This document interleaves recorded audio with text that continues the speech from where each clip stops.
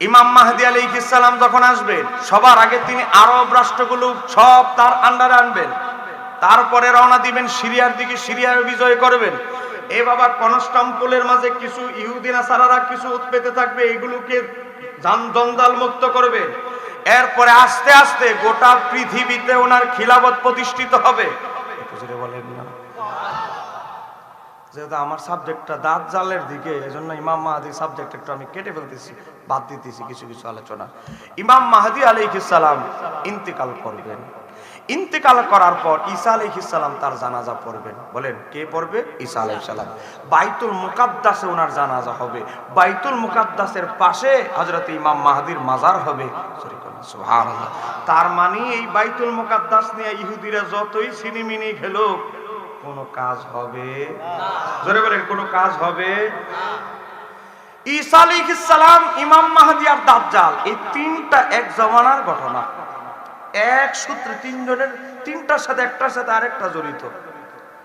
এ বাবা, দাজ্জালকে হত্যা করবে ঈসা আলাইহিস সালাম। ইমাম মাহদীর একদিকে ইন্তেকাল হয়ে যাবে, সব দায়িত্ব এসে পড়ে যাবে হযরতে ঈসা আলাইহিস সালামের উপরে। ঈসা আলাইহিস সালাম আল্লাহর দরবারে বলবে, আল্লাহ তুমি আমাকে সেই শক্তি দাও আমি যেন দাজ্জালকে হত্যা করতে পারি।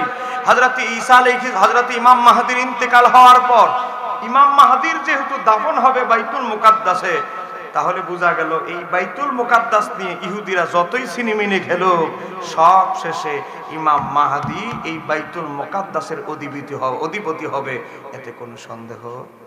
কারণ আমার নবীর একটা ভবিষ্যৎবাণীও এখনো ইহুদি নাসারারা মিথ্যা প্রমাণ করতে পারে।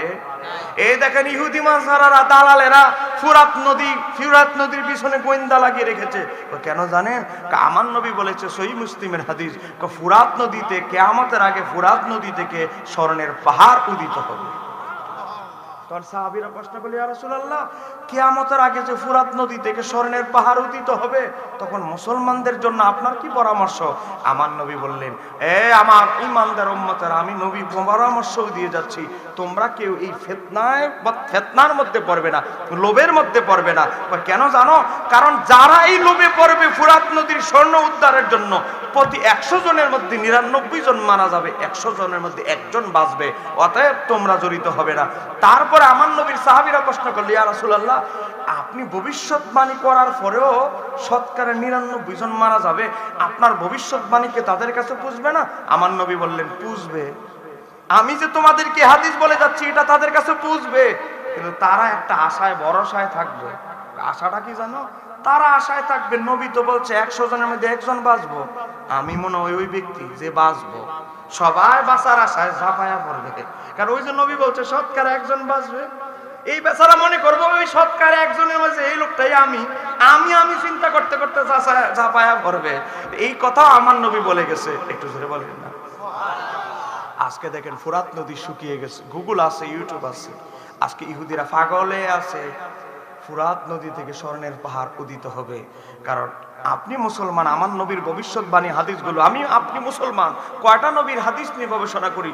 ইহুদি নাসারারা স্যাটেলাইট নিয়ে, দূরবীন নিয়ে আমার নবীর হাদিসগুলো যাচাই বাছাই করছে, পড়তেছে। কথা কানা কেন ঠিক কিনা? এই 2024 সালে নাসা বিজ্ঞানী আমার নবীর এক ভবিষ্যৎবাণী, আমার নবীর এক রিসার্চের রেজাল্ট দিয়েছে, সত্যতা প্রকাশ করেছে। এই 2024 সালে, 23 সালে 3টা রিপোর্ট আমার নবীর ভবিষ্যৎবাণী বাস্তব হয়েছে। 2024 সালে হলো একটা। কয় কি? আমার নবী বলেছে এলেম থাকে সিনায়। বলেন, এলেম থাকে কোথায়? বলেন, এলেম থাকে কোথায়? আর নাসা বিজ্ঞানীদের দাবি হলে এলেম থাকে মাথায়। আমার নবী বলে এলেম থাকে সিনায়।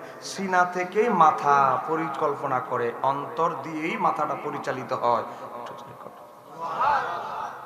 চিন্তা গবেষণা করে 2024 সালে দেখেন, 71 যমুনা থেকে শুরু করে অনেক চ্যানেল নিউজ করেছে, 2024 সালে এসে নাসা বিজ্ঞানীরা, বড় বড় গবেষকরা, ডাক্তাররা রিসার্চ করেছে, মুহাম্মদ সাল্লাল্লাহু আলাইহি ওয়াসাল্লামের ভবিষ্যৎবাণী সত্য সত্য সত্য।